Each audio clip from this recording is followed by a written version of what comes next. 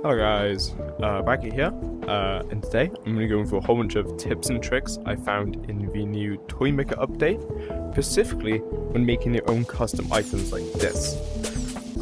These tips range from pretty easy ways to make, to use all these different parts, to some clever different ways of using stuff like chains, for example. So, let's get into it.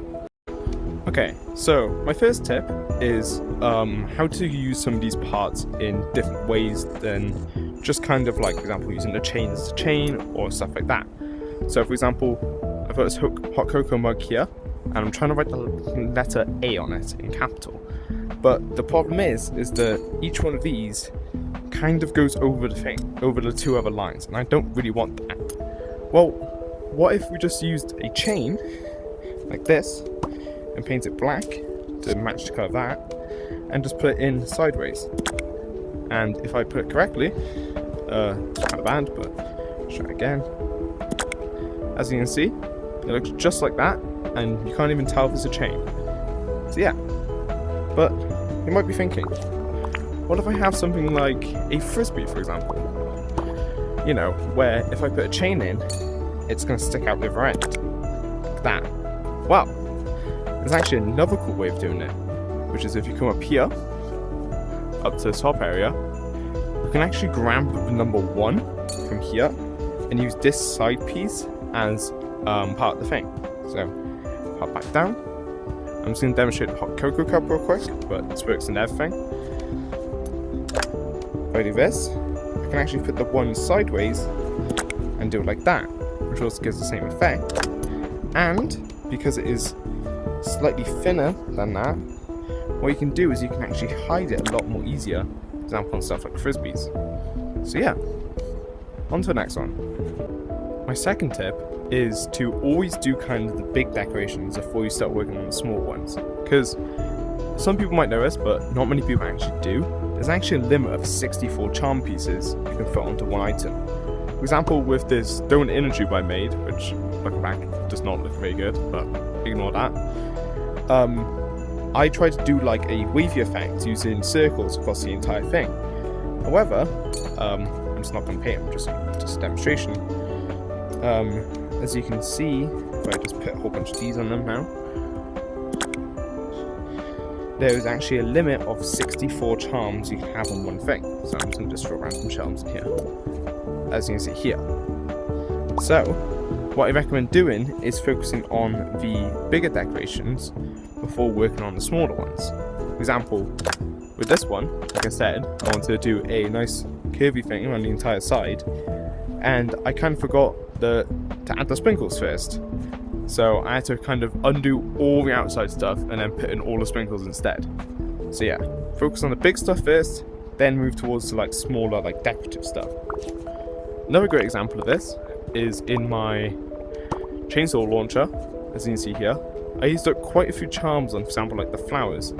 So I focused on doing, for example, this one, and this one first, then added some smaller ones like this, for example, and a small little yellow one on top. And then went in, because I had a couple more charms with some fine little vine details here, and I had a couple of leaves on some.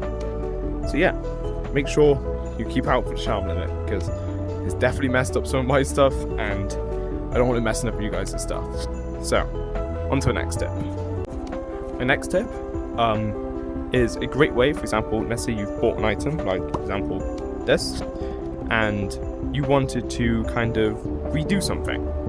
But you don't want to spend the 500 buck coins again. Well, don't worry. So, for example, this one, I think this will look quite cool if the 2 greens were instead purple. So, if I just do this, and for example, go to this green, this purple, and then this green with the slightly lighter purple. As you can see, I don't know, I think this looks a little bit nicer. So, I don't really want to spend 500 buck coins again and have 2 copies of the exact same chainsaw launcher, just painted a different colour. However, if I put this into here, if you read this, I don't know why it took so long, what you can do is actually update it for only 100 buck coins. However, this will not update any stored copies. So, it will update this, but not you won't have 2 of them, if you know what I mean. So you won't fill up your inventory at all. So yeah, Great way if you just want to change like one or two little things on your thing.